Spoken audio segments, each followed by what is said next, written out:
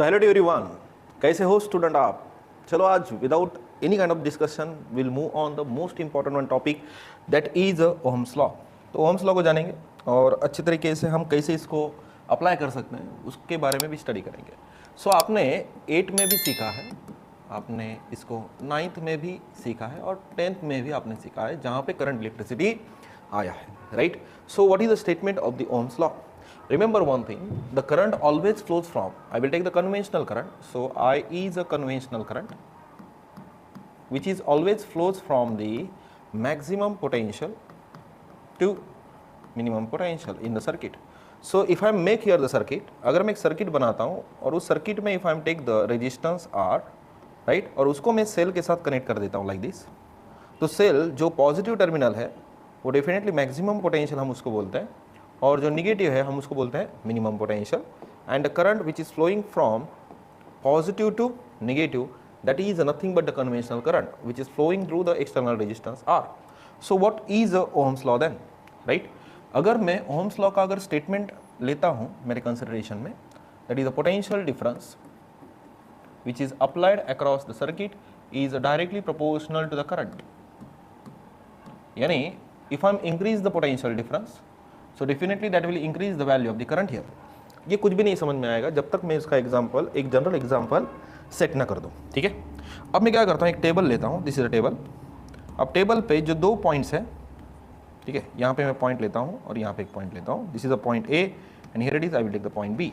अगर इन 2 पॉइंट के बीच में, ठीक है, एक ऑब्जेक्ट को मैं प्लेस करता हूँ लाइक दिस। अब मेरे को बोलो ये बॉल क्या मोशन परफॉर्म करेगा क्या?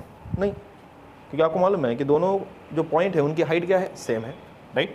बट अगर ए के हाइट में इंक्रीज कर दूं, ठीक है, if I increase the height of A with respect to the B, यहाँ पे पॉइंट बी है, ठीक है, और this is the point A है, तो मेरे को बोलो ये जो बॉल है, so that will always flow यानी motion from the maximum height to minimum height.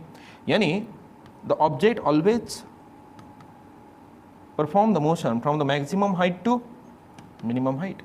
वैसा ही अगर थोड़ा सा इसको रिप्लेस कर दूं, अगर इसके जगह पे मैं अगर पॉजिटिव चार्ज रख दूं, तो पॉजिटिव चार्ज मैक्सिमम हाइट नहीं, या वायर को ऐसा टेढ़ा करके थोड़ी करंट फ्लो होगा, right. So this is nothing but the maximum potential develop करता हूं, और जहां पे अनदर पॉइंट है वहां पे मैं लेता हूं minimum, and the flow of the positive charge is nothing but the direction of the current. यानी सर्किट में अगर चार्ज का मोशन मुझे परफॉर्म कराना है या फिर चार्ज को मोशन में लाना है, तो डेफिनेटली जैसा हमने इस टेबल पे ऑब्जेक्ट को रखा था, अगर दोनों पॉइंट की हाइट अगर सेम होगी तो ऑब्जेक्ट का मोशन फॉर्म नहीं होता है। वैसे सर्किट में 2 पॉइंट के बीच में हाइट का नहीं, वायर ऐसा टेढ़ा करोगे तो करंट नहीं फ्लो होगा, आपको वहां पे सेल को कनेक्ट करना होता है, और सेल पे जहां पे पॉजिटिव होता है वहां पे मैक्सिमम पोटेंशियल होता है, और जहां पे निगेटिव टर्मिनल वहां पे मिनिमम पोटेंशियल डेवलप होता है, और the current always flows from the maximum potential to minimum potential, right. अब इसका एक और एग्जांपल सेट करता हूं। अगर मैं एक रिमोट वाला सेल लेता हूं, ठीक है, अब उसमें चार्ज कम है, सो what is the general formula of the potential, that is the amount of work done on the charge. इसमें वर्किंग कैपेसिटी कम है ऑन द चार्ज पे, सो दैट्स व्हाई छोटा सेल छोटा पोटेंशियल डिफरेंस प्रोड्यूस करता है। वैसे ही अगर मैं बड़ा सेल लेता हूं तो मैक्सिमम पोटेंशियल डिफरेंस, क्योंकि वहां पे वर्किंग कैपेसिटी ज़्यादा होती है। Are you understanding? तो इतना तो समझ में आ गया कि छोटा सेल जहां पे पोटेंशियल डिफरेंस थोड़ा मिनिमम है और बड़ा सेल का पोटेंशियल डिफरेंस क्या है, मैक्सिमम है। अगर ये दोनों सेल मैं सर्किट में अगर कनेक्ट कर दूं तो आपको पता है ये जो घड़ी वाला सेल है वो क्या फैन को घुमाएगा क्या? नहीं, उसका पोटेंशियल कम है, सो दैट्स व्हाई करंट की भी वैल्यू क्या है, कम है। अब बड़ा सेल अगर लेता हूं तो उसमें से जो करंट मिलेगा उसकी वैल्यू क्या होगी, मैक्सिमम होगी। क्या होगी? मैक्सिमम होगी। Are you understanding? As the potential difference increases, the value of the current is also get increases. So that is nothing but the Ohm's law. ठीक है, so यहाँ से ही आप मैथमेटिकल स्टेटमेंट बना सकते हो। मैं बुक में का इतना बड़ा डाटा पीपीटी में नहीं लूंगा, because that will destroy the creativity of the student.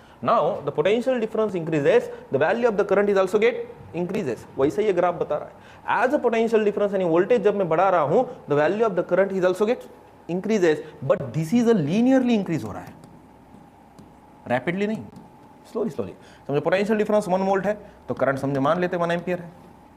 Are understanding? अगर यहाँ पे पोटेंशियल डिफरेंस 2 है तो करंट भी उसके हिसाब से मेरे को 2 एम्पियर का मिल रहा है। Are you understanding? As a potential difference यानी सेल बड़ा करते जाओ, करंट की वैल्यू भी बड़ी मिलती जाएगी, राइट। तो ये है प्रॉपर ओहम्स लॉ का ग्राफ। यानी जो कंडक्टर, अभी कंडक्टर है नहीं क्या, जो वायर ठीक है, इस तरीके से काम करेगा, that is called as ohmic conductor, right. कुछ कंडक्टर ओहम्स लॉ को फॉलो करते हैं तो कुछ कंडक्टर नहीं करते हैं, कुछ डिवाइसेस नहीं करते हैं, जैसे ट्रांजिस्टर हो, राइट, सेमीकंडक्टर हो, बिल्कुल वो उसको फॉलो नहीं करते हैं, राइट। तो ओहम्स लॉ कितना सिंपल है, the potential difference is directly proportional to the current और current is directly proportional to the potential difference. If you take the remove the proportionality sign, definitely we have to take one particular constant, that is R, that is I. Now we'll rearrange this, that is V is equal to, ये आपने देखा ही होगा, I into R. So that is nothing but the Ohm's law, where R is a proportionality constant, or you can say the constant of proportionality known as the resistance. वही अपने लिए क्या है, resistance है।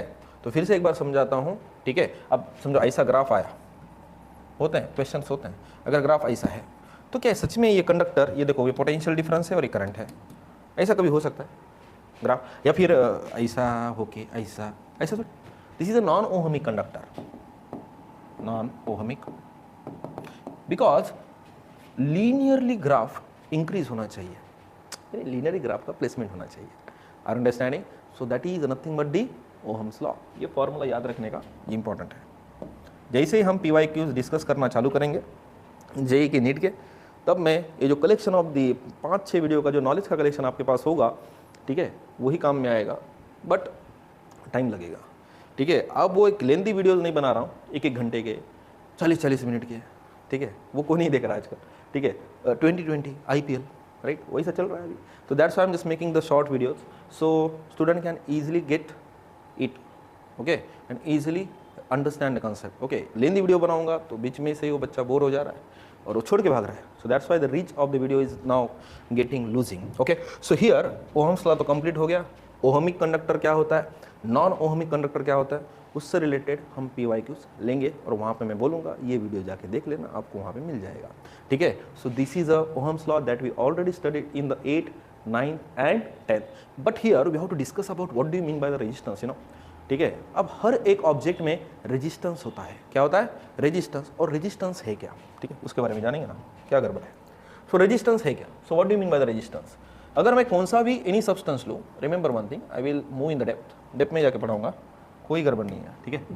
सो रेजिस्टेंस होता क्या है, now this is the conductor, any conductor, I will take this is the conductor, ठीक है। अब ये कंडक्टर तो डायरेक्टली बना ही नहीं, ये किससे बनता है, एटम से, और एटम्स में आपको मालूम है there is 3 subatomic particles are there, that is a proton, neutron and electron, और बीच में होता है न्यूक्लियस।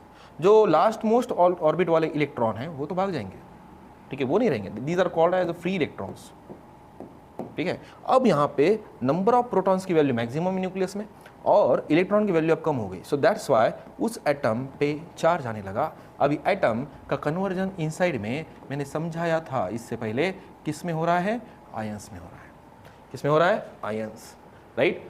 अब जो वीडियो मैं इसलिए नहीं वो उस टाइम पे ड्रिप वेलोसिटी में समझाया, ठीक है, अभी थोड़ा ड्रिप वेलोसिटी से कंटेंट इसी इसमें डाल दूंगा और समझाऊंगा, बिकॉज ये आयन फॉर्मेशन समझाना ज़रूरी था, सो that's Y I am not taken very lengthy, उसको मैं ज़्यादा लेंदी नहीं बनाया हूँ। 1 मिनट, हम थोड़ा सा इसका टर्बो पावर कम कर देता हूँ, ओके। अब ध्यान दो केयरफुली, जो एटम्स थे इलेक्ट्रॉन को लूज कर चुके हैं, यानी एटम पे अभी पॉजिटिव चार्ज आ गया है, वो अभी आयन बन गए हैं और वो कंडक्टर में ही है प्रेजेंट, ठीक है। आप ये व्हाइट वाले लेंगे, अच्छा लगेगा, ये व्हाइट वाले आयंस है,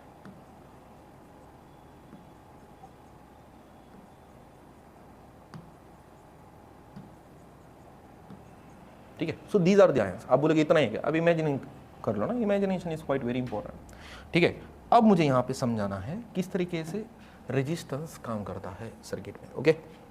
सो कोई गड़बड़ नहीं, सिस्टमैटिक।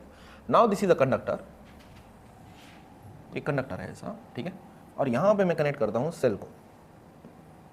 अभी मैंने समझाया कि सेल क्या क्रिएट करता है, पोटेंशियल डिफरेंस, यानी एक जगह पे पॉजिटिव है, दूसरी जगह पे निगेटिव है। सो पॉजिटिव चार्जेस का मोशन इधर और निगेटिव चार्जेस यानी अपने लिए कौन है, इलेक्ट्रॉन है, तो इलेक्ट्रॉन इधर है। चलो ये रेड वाले अभी इलेक्ट्रॉन्स लूँगा। आयन फॉर्मेशन तो सबको समझ में आ रहा है, ठीक है।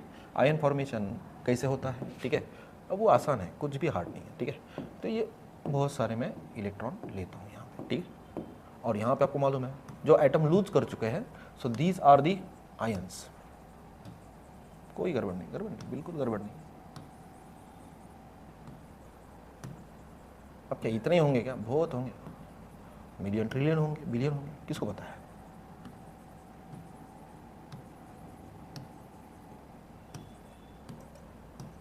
अच्छा दिख रहा है डायग्राम, राइट?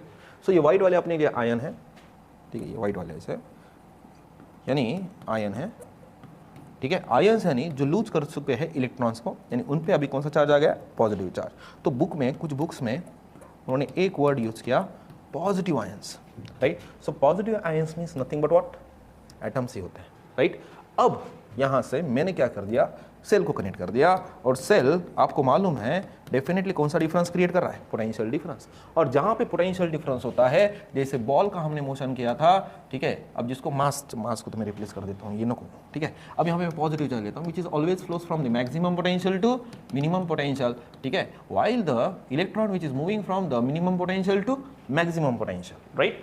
अब ये जो इलेक्ट्रॉन है ये इधर जा रहे हैं ऐसे, राइट? अब मेरे को बोलो, ये इलेक्ट्रॉन जब जा रहा है क्या आयन को कट मारते हुए जाएगा? राइट? ये सच में बोलो, इलेक्ट्रॉन जो इधर जा रहे हैं ड्रिफ्ट वेलोसिटी से, ये आयन को ऐसा कट मारते हुए इधर जाएंगे, उनको क्या आंखें होती है क्या? नहीं, सच में इलेक्ट्रॉन को आंखें होती है क्या? नहीं। जैसे ही वो कंडक्टर में से जा रहे हैं, सच में इलेक्ट्रॉन को आंखें हैं? नहीं है। वो अंधे कानून के वैसा, जैसा अंधा कानून है अपना, उस अंधे कानून के वैसा भाग रहे हैं। और just colliding on the positive ions, right? कुछ जा पाते हैं, कुछ रुक जाते हैं।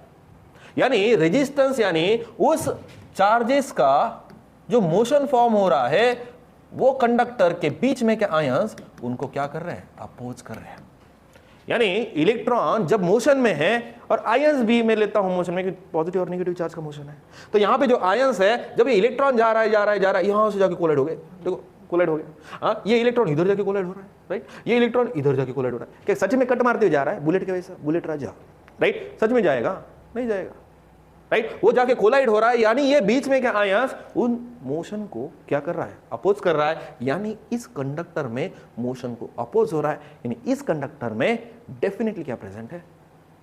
रेजिस्टेंस प्रेजेंट है। तो रेजिस्टेंस यानी nothing but the opposition to the flow of the charges inside the conductor. अब मुझे बोलिए, ये चीज़ें हार्ड है और चीज़ सिंपल है, ठीक है? बस हमारे लिए इसको डेप्थ में अंडरस्टैंडिंग लेवल पीपीटी नहीं बना सकते, क्रिएटिविटी बना सकते। So any doubt? No. So now we will move on the next one पे जाएंगे। अब जो extra things I have to teach about the drift velocity is that, so what do you mean by the drift velocity? मैंने बोला था कि जब भी हम कंडक्टर के अक्रॉस, लक्ष्य देना, जब हम कंडक्टर के अक्रॉस इलेक्ट्रिक फील्ड अप्लाई करते हैं, so this is the direction of the electric field which is from the positive terminal to the negative terminal. So electron जो भाग रहा है वो ड्रिफ्ट वेलोसिटी से अंदर भाग रहा है, ठीक है? उसको दूसरी भी वेलोसिटी है, थर्मल वेलोसिटी, एम आई राइट? वो मैं समझाया था, वो जाके वीडियो एक बार चेकआउट कर लेना अगर आप ये डायरेक्टली वीडियो देख रहे हो, ठीक है? तो डायरेक्टली देखोगे तो क्या, अब मेरे को बोलो धुरंधर का खाली आप डायरेक्ट पार्ट 2 देखने को जा रहे हो, ऐसा होता है? सच में समझ में आएगा आपको मूवी? वो चीज़ें समझ में आती है, ये चीज़ें क्यों नहीं समझ में आती? अगर आप डायरेक्ट आप ये वीडियो देख रहे हो और सीधा जजमेंट ले रहे हो, अरे मास्टर को समझ में नहीं आ रहा, अब इतने लोग कैसे, इतने जल्दी कैसे समझ में आएगा? आपने वो 3 वीडियो तो मिस कर दिया ना भाई। तो इसलिए मैं हमेशा बोलता हूँ, जब आप क्लास में रेगुलरिटी मेंटेन रखते हो ना, द्रविड़ के वजह से टिकना सीखो पहले। जितना देर तक टिकोगे ऑटोमेटिक रन बनते जाएंगे, बॉलर मिस्टेक करते जाएगा और हम उसको रन बनाते जाएंगे। अब क्या मैं मिस्टेक थोड़ी करूँगा यहाँ पे? Definitely not. बट रेगुलरिटी अगर रहेगी तो डेफिनेटली आगे चल के आपके कंसेप्ट भी बिल्डअप होते जाएंगे। तो उसके लिए एक ही आपके पास ब्रह्मास्त्र है, वो है रेगुलरिटी, राइट? रेगुलर वीडियोस देखते जाओ, लाइक करो, शेयर करो एंड सब्सक्राइब करो, राइट? अब वो मैं सच में अर्निंग के लिए कर रहा हूँ क्या? नहीं, this is my passion, right? I am following my passion. At the age of the 70 I am just following my passion, ठीक है? वो समझ लेना थोड़ा ये फील, ठीक है? सो ड्रिफ्ट वेलोसिटी से भाग रहा है, ठीक है? अब आपको पता है जब जाएगा तो डेफिनेटली यहाँ पे आयन होगा, तो रेजिस्टेंस होगा ही होगा। बट एक चीज़ को हमने फॉर्मूले को मेंटेन करना जरूरी है, that value of the current at we can easily determine, that is NEA VD। ये फॉर्मूला याद रखना है। If I want to determine the value of the current, तो ये फॉर्मूला मेरे लिए आगे चल के इंपॉर्टेंट है, right? Area of the cross section कैसे इंपॉर्टेंट है, will discuss in the specific resistance, हम राइट? सो इसको भी मैं थोड़ा सा और रीअरेंज करूँ तो ये इधर लेके जाऊँगा, तो ये तो फॉर्मूला याद ही रखना आप, इसको भूल मत जाना, ठीक है? राइट। ये अगर एरिया इधर गया तो करंट बाय एरिया आएगा इज इक्वल टू NEVD। अब मेरे को बोलो करंट बाय एरिया यानी क्या होता है? डेंसिटी होती है, right? Is equal to NEVD। But VD की वैल्यू हमने निकाला था, भूल गए क्या? By using the Newton second law, right. तो वो भी चीज़ें आपको समझ में आनी चाहिए, क्योंकि PYQ उतरे हुए हैं इस पे। जिनको रिलेशन एस्टेब्लिश करना आएगा, राइट, अंडरस्टैंडिंग जिसका होगा, वो इजीली PYQ का भी रेक्टिफिकेशन नहीं करेगा, उसको अंडरस्टैंड करेगा, ठीक है। तो ये दो फॉर्मूले भी इंपॉर्टेंट है। बट अगर VD का अगर मैं फॉर्मूला लो, that is minus of E vector, that is VD is equal to minus of E vector, ठीक है, into relaxation time by mass of the electron, right. 2 भी है, बट NCERT में यमी है, तो क्यों इतना कंफ्यूज बना लेते हो। तो ये ठीक है। So I will put up this value that current density E is nothing but the proportional to the E vector, right. यही वैल्यू अगर मैं उस जगह पे अगर रख दूँ तो फिर से मुझे वहाँ पे प्रोपोर्शनलिटी का साइन एस्टेब्लिश बन जाएगा, ठीक है। तो ये चीज़ें बोलने की रह गई थी यानी क्या, हर चीज़ स्टेप वाइज होनी चाहिए, ठीक है। अब जैसे वीडियोस में स्टेप वाइज डाल रहा हूँ, लेंदी नहीं बढ़ा रहा हूँ, 20, 15 मिनट, 6 मिनट, 7 मिनट सफिशिएंट है, खाली उसको देखते जाओ, लाइक करो, शेयर करो एंड सब्सक्राइब जरूर करके जाना, ठीक है। मेहनत बहुत लगती है, अब ऑफलाइन भी क्लासेस बहुत होते हैं, उसका भी और इसका भी। तो फिलहाल के लिए रुक जाते हैं, नेक्स्ट वीडियो में बात करेंगे नेक्स्ट लेवल टॉपिक की।